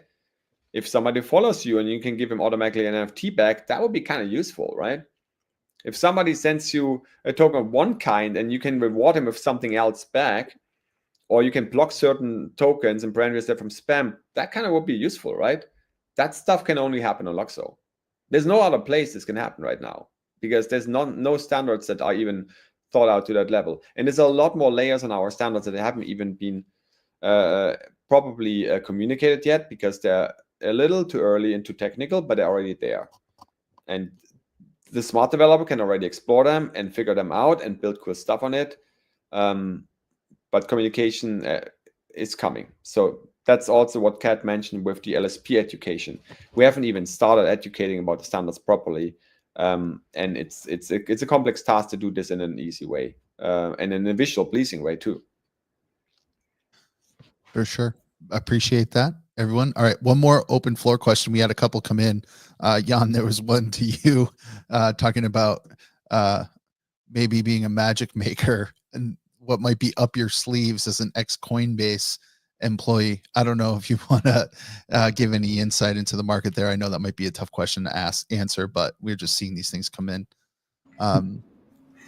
Well, I mean, I'm not sure there's a lot of magic to be made there. It's just a matter of, you know, I guess I assume they're talking about some kind of market making magic to change the LUKS price or, you know, boost the price. There's no real magic to be made there, especially not from Coinbase, because Coinbase was just an open exchange, or is just an open exchange, right? So any price you see on Coinbase is literally just the price at which two people agree to exchange a token. So I think the magic being made is the magic being made by this team that's, you know, building the new foundations for a new tomorrow, right?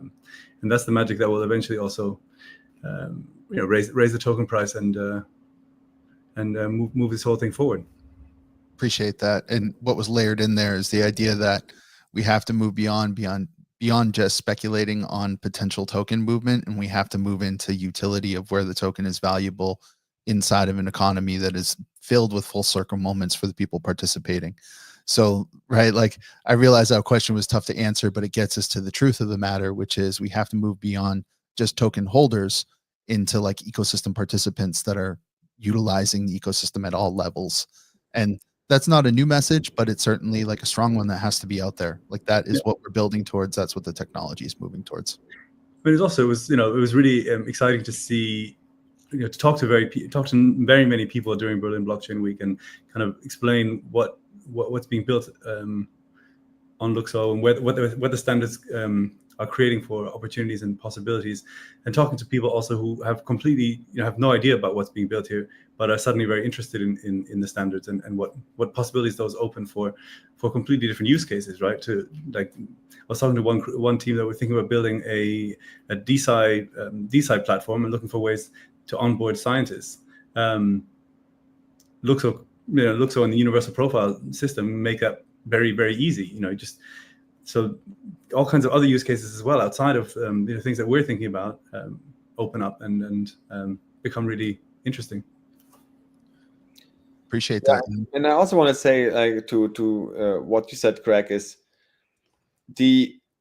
once this is like the internet, you know, when the internet started, everybody thought, okay, yeah, I can do some websites, and what's the point of this, you know? And now can you think away the internet?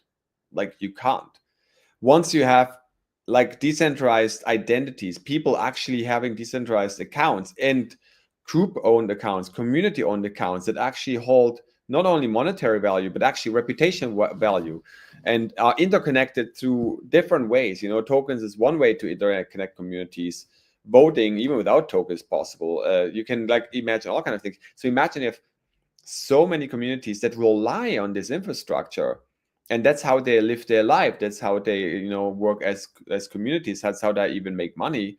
And beyond just the trading aspect, just the reputational aspect, just the status symbol, you know, Like, look at fashion, look at streetwear, look at any kind of culture, like the symbols. Look at football clubs, right? The symbols of showing I'm belonging to this, and like your depth of involvement into a community. That's the lifeblood of why people wake up, every day, right? Some actually literally go to a football club a game every weekend, for example. Once this runs on an infrastructure, what value will that infrastructure have? The highest value, because the most important thing to make all of this happen. And yes, that's not a short-term goal. LUKSO never was a short-term goal. That's a long-term build, but the foundations we have built is years ahead of everyone else. So we are at that point where it's now about making it become accessible. And we need to set the example. Same like in Ethereum, we had to build the Mist browser to show DApp developers what a DApp can look like, how you even build a DApp, and that inspired the whole space. The Mist browser, this video, and us building this, the Ethereum wallet, inspired everyone in Ethereum. Everything came out of that. Everything you saw and everything you see, and the ERC20, obviously. And that is needed, if you create a new ecosystem, specifically when you're creating in a direction that doesn't exist yet. We're not repeating or trying to recreate or trying to compete. We are actually inventing a whole new way of doing things. And that is going to slow growth, maybe. We don't know. But when it takes on and when people can get to use this, and there's nothing else like it, like right now, even close, there's no way back, And, if you are following this project and supporting this project, that should be your belief. And if that's not your belief, then maybe you're not in the right project.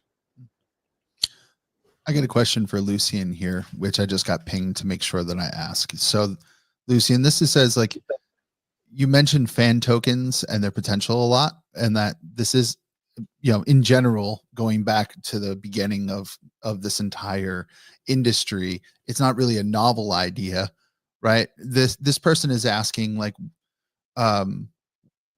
why haven't we might have pursued integrations with people like Project Galaxy or Audius or Top Shot? And I realized that, what I know is that's just a perception from the outside. The real story is actually potentially maybe different or nuanced, but like, Lucian, I wonder maybe if you could just like speak to that a little bit, because I know that's something that people want to know about. Oh, for sure. I mean, fan tokens have been around for at least 6 years. Just the way that they have been done, they were always done in the same way that ICOs were out, and that's not the way that we envision them. It's about the connective tissue and the full circle. That's what is how we want to have it done in a seamless way, right? Because even the ones that were looking beyond just the token as the fan token as a fundraising mechanism, they were basically or are still kind of limited in the way afterwards these interactions happen and how good that user experience is, because they're all patchworks of many different providers, which still today result in poor artist onboarding. So the ones that have done it, some of them I know, they have been paid to try it out, but it died quickly off. So as long as you don't have a better user experience, which allows the artist to credibly bring this to his community, because obviously if it is a bad solution, then they risk to damage their reputation, their image, and so on. So it's not going to happen. Now, obviously, there are players out there which have done it. Some better, worse. I mean, Project Chili's, for example. It's a project I've been following for years. There's some friends working there. They've been doing a great job with the football fan tokens. They have been in the press also, sometimes negatively, because of the way that these tokens have been auctioned and sold and front-run. But yeah, I've been doing it. Now, obviously, these guys have their own chain. So there it's, you can talk with them, but what is that integration going to bring you if they already have their own blockchain, right? Galaxy, great project as well. And we have been speaking with them now in the last 6 months on a regular basis to see how an integration could look like. They have a lot of great incentive mechanisms built in, which could add to our vision greatly. At this stage, it's TBD, because obviously there is, as Fabian mentioned before, a lot to be done. And yeah, we were very limited on resources. With Fabian said, 20 developers building everything, and such an integration needs to be thought through carefully. And yeah, at the moment it's not really priority one, but for sure, certain partnerships in this direction make a great sense once the foundational pieces are all working as they should and they come together. Yeah. Yeah, I also want to add, obviously, integrations do not only spend time, and working to do it right, but also cost money. Yeah. And obviously for us, it's about where do we want to spend our resources, just so people make quest tracking, and does this change the game for us? And we actually integrated with, I think, Fuel XYZ, which is a similar platform. So there are platforms that can do that you can actually use already today if you want to do this quest tracking. I want to say one thing to Chili's or in general fan tokens. The problem is that most of them really are half circles, because like one thing is dropping something and then getting some people to jump in and buying something because they're buying it for the price to go up. But after that, sometimes you get perks, but mostly they're very isolated within a certain app. So it's the same as if you could have done this thing in Web 2 with a database. It would have also worked, right? You sell a database entry and then they use in the same app the database entry to get, like, I don't know, a ticket or something else. But the idea of Web3 is that we make these things so ubiquitous and so generic that whatever token you collect at this one artist can be now used in this whole different app, whole different project in a different way, right? That's when this stuff starts to really become useful and interesting for the other half of the circle, which is the guy who actually received the token, right? Or bought it or collected it or whatever. Like, you want to increase the utility of what they can do with this stuff. That means it needs to be standardized, it needs to be open, there needs to be easy ways that you can other communities can make use of this, and that's why it needs to be done in the right way. It's not just about one app, and you make a one app, closed loop economy that works well if you get the big football clubs in, but I'm not sure how many real football clubs actually even remember that they claimed the token somewhere at some point, and the people who bought it for the money, and maybe there's no market anymore because it was the hype that died off and that's it. And exactly what also Lucien said, most other projects paid all these artists, so they're paying them a lot of money to make a one-off thing. These artists mostly don't even have a real contact point with this technology at all, and it's kind of like a PR story and it dies out. But what we want to create is that artists see the value in these toolings and to realize, okay, this can be a long-lasting way for me to engage with my community. And actually the best artists for this is the smaller to mid-sized one who are more willing to experiment, or it's the cool artists, the creative ones who have a lot of following but are like bold enough and crazy enough to say, I'm willing to try out the crazy stuff. And I want to do it the right way. And once you get them in and they start to use this in the community frequently, not as a one-off drop, but frequently, that's when it becomes a real thing. And that's what we are trying to achieve. And this hasn't been achieved in crypto anywhere yet. It's not a thing. Like it's not there yet. And replicating just this pump and dump would be great, but it's not really sustainable. It doesn't bring us anywhere, and it's also not easy to do if you don't do a lot of blowing up and faking. That costs, by the way, a shitload of money and effort, and it's probably completely illegal.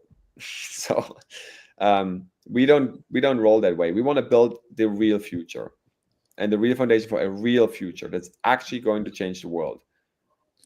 So it's a different approach. No, appreciate that.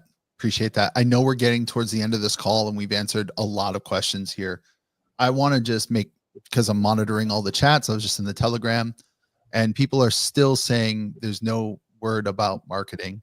And I just want to clarify here that when we say marketing, a lot of the questions around marketing the token, and those types of questions, as has been addressed many times, is difficult, right? Like there's legal issues around pumping a token. So it's very important that I say that, right? Like this is very important for the community to understand. Fabian just said it. Lucien has said it. Kat has said it. Fawn has said it. Jan has said it, right? Like marketing a token is one thing. A go-to-market for our products, that is different. And at the beginning of this AMA, Fabian and Kat and Lucien have all mentioned this idea of really working with partners to bring users of our product like into universal profiles. So we're seeing these full circle moments that are connecting, right? Connecting people with product, with use cases, with events. And that's a different type of marketing. So like we have to be very careful with our definitions around marketing here, and just saying when marketing is not a helpful question, right? So happy to carry all this conversation into all of the channels in which we converse. I prefer you go to the Curia because we can do it in a structured way. But really at that point, we can start to discuss in different marketing silos how we might be approaching these strategies, and really have that conversation in a co-participative way with all of you out there in the community, because you have great ideas. The hive mind is stronger than a single mind. Maybe to add to this, what we can do in terms of marketing the token is we can be more transparent, which we are doing with things like ecosystem reports, newsletters, and periodic updates and AMAs, right? So we can do. Obviously, what we cannot do is anything that is illegal out of a Swiss foundation or that suggests market manipulation or, you know, any of this stuff. Because yeah, we are a project that is in for the long run. We're not set up on the Cayman Islands, and we don't run out of Dubai, so that's not us. And also this means like really it's all on all of us, and honestly our community, I mean the LUKSO baklava, or however you say that, the math thing is pretty cool. Seeing like this positive momentum in the community and really starting to bring Thrive forward, this is amazing to see, you know. Outcompeting the current macro market, that's difficult. In fact, all the other chains aren't able to do it either, and they maybe do a lot more of the fake stuff, right? Because the truth is the market right now is dry. But also, and that needs to be understood, the market is perfectly waiting and ripe right now for a new wave and a new Web3 actually. Everybody is in this inflection point where they realized everything we had in the last 10 years was dried. It was tried out. Meme coins was the end game, not in the end game in the sense that like was the last kind of like trade something that literally is just an idea. And now people are literally looking for what is coming next. And if you're a little bit, you know, aware in the surrounding, you will realize what we have been working on, the foundation we have been building, is exactly what's coming next. In fact, there is now chains popping up that talk about identity and culture. There is Space who is like moving in that direction as well. Everybody is moving in the direction that we have been building for. The advantage that we have been building the foundations already. It's already there. We're not talking about the idea yet tomorrow to start building. We have done the foundation work, and now it's about working on the accessibility and the examples of it and bringing people in to actually use it. So we're actually in perfect time when it comes to specifically the inflection point the crypto is right now in. Maybe just to conclude on this as well, I mean, there is marketing being done, and Kat talked about it before, with the educational campaigns, with the product-related campaigns. So there are things that happen. We have earned media, we have and will be paying for media as well, features. So there is stuff being done. For sure. Like, again, I just wanted to clarify terms there because I think it's important. Okay, here as we close up on the end, I've got one question for Fabian, and then just in general, I think in the private chat we were discussing, and you guys can bring that topic up or not, but there was a question that came in from one of our builders just asking about kind of the transition of some of our developer team, and specifically why have some of the smart contract developers left the team. And I'm bringing this up to you, Fabian, as a question, but I also want to preference it before I let you answer and just say, not every engineer has the same domain of expertise, right? Like people build, and yes, you have full stack engineers, but you also have people that build in very specific domains, and our products require very specific types of engineers. But preferencing it, Fabian, that's a question that went out, and maybe you want to speak more to it. So, I mean, it has two phases. On the one hand, we obviously need to allocate the resources on the things that we need, right? And on the other hand, is obviously we need to work with the market, right? We want to extend the runway and being able to build for as long as we can, and that means we need to at times make adjustments, and that has been happening in the past, and that's just needed, if you want to make sure that we can sustain and build this out. And there were phases of like where people were let go, and also many of them were actually also just transitioning over to projects that on their choice, and it was just a really good timing on both ends.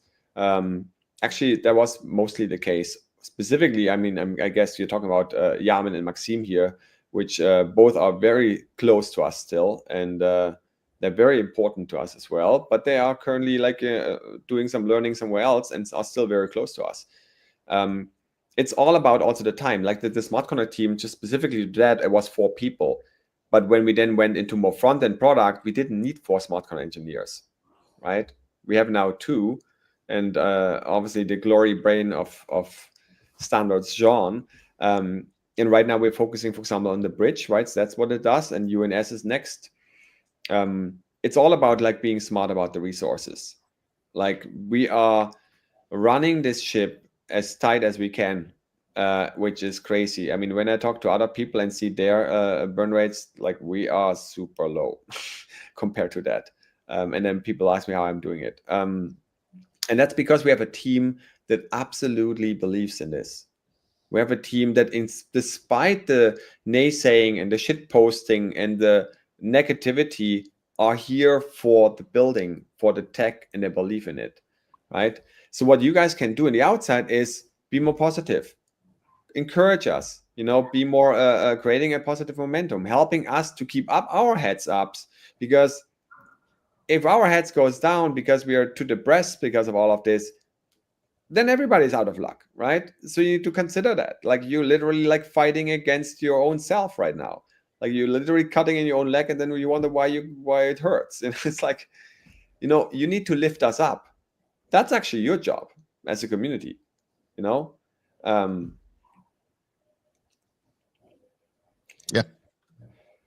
I appreciate it. We're all together is basically what you're saying. And I completely understand. Like everyone here is in this together. All right. So the last question there, you guys just saw it come in the comments. Does anyone want to take that? Yeah. I mean, maybe Lucian, you want.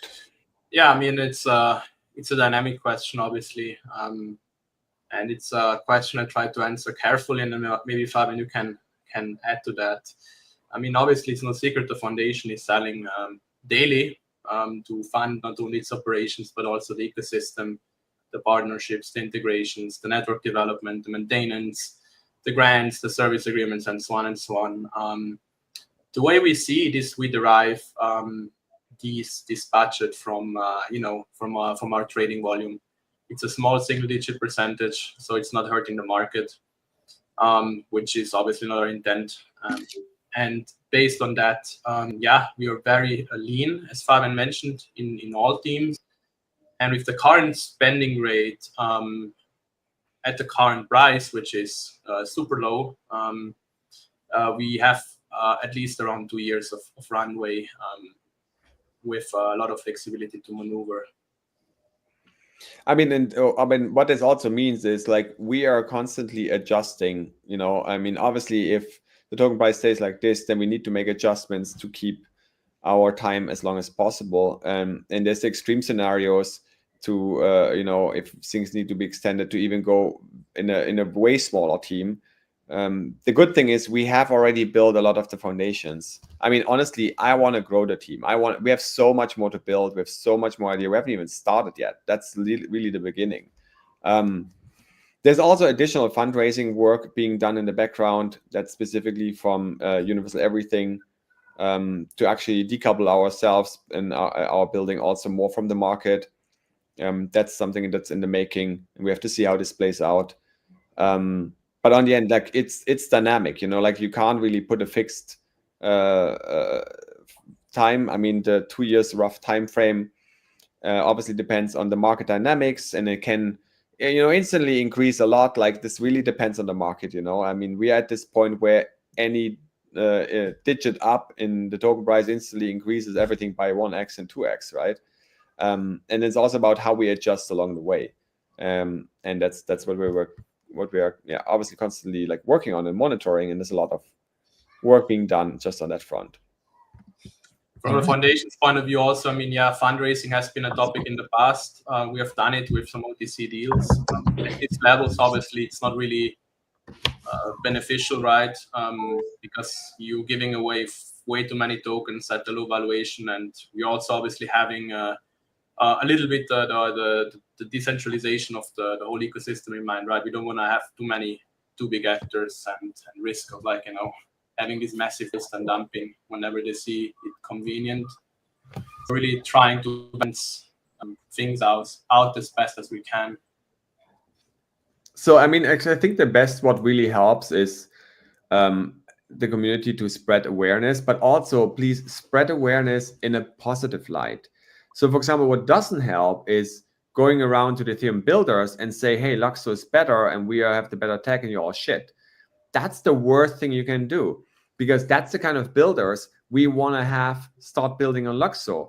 And the stuff and the tech we build, the LUKSO standard proposals and all this stuff, is there to benefit all of Web3. And it's going to get, we will be the shining light. We will the ones who showcase them that this is the new way. This is the better foundation.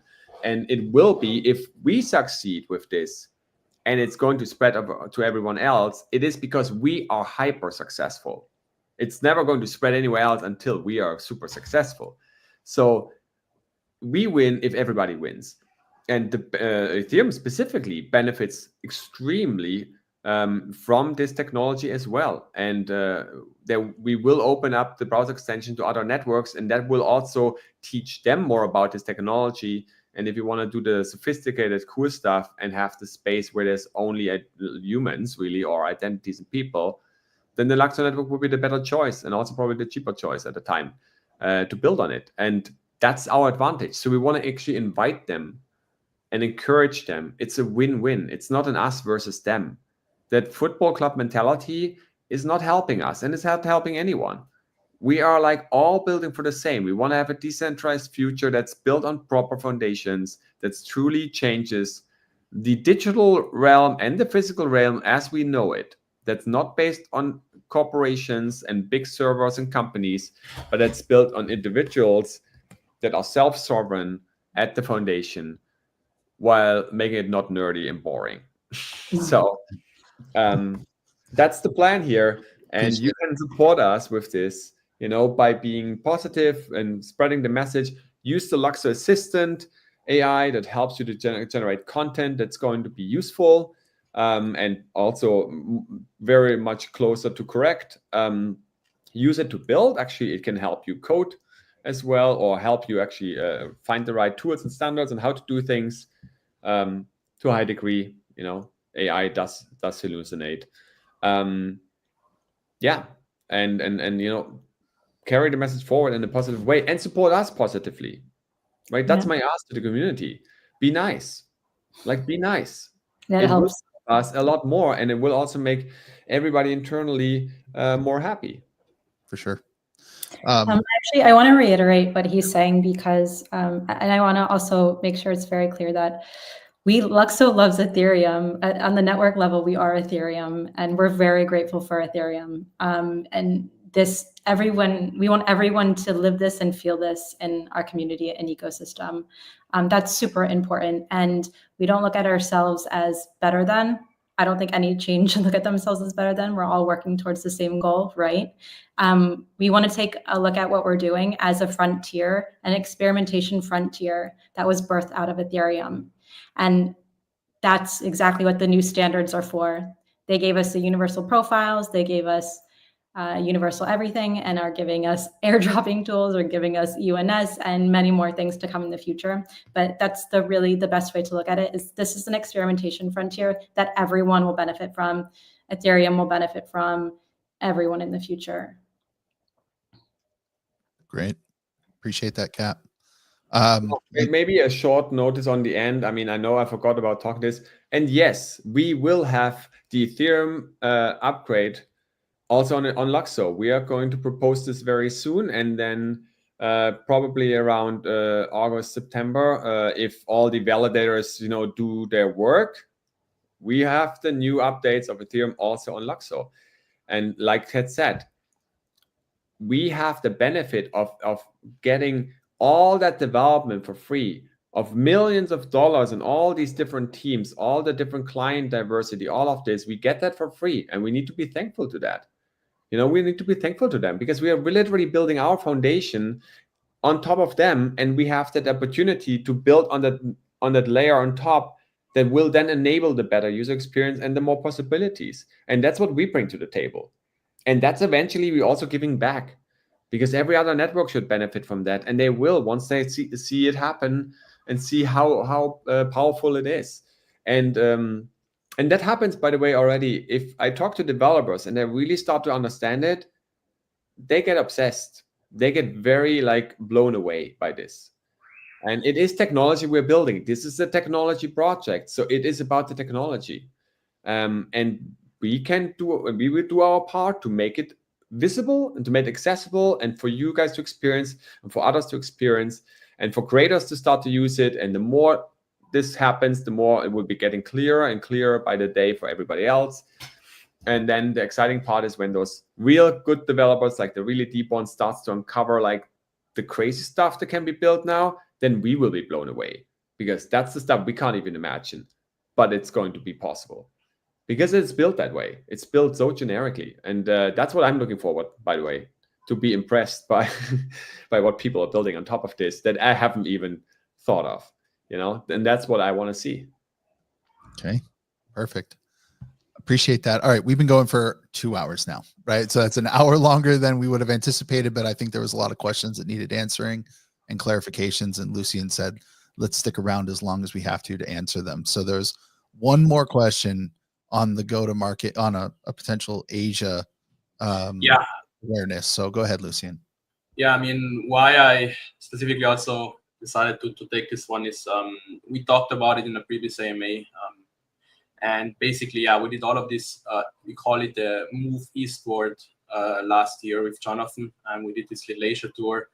And now slowly the fruits, we're harvesting the fruits of it. So yeah, we have been looking into it, and we really love the whole fan culture and the creator culture in Asia. And stay tuned for more things coming. Yeah, and also exactly the Asia reach out that we did last year when we did the hacker house in Vietnam, and we were in Korea. So we made a lot of connections and contacts, and that's a really good market. So CoinEasy will help us get awareness, for example, in Korea. And Korea is also perfect for this, because Korea is all about street culture and culture in general. The K-pop, that's the crazy mainstream. But it is this step-by-step exploration, and awareness in Korea is definitely something I'm also looking forward to.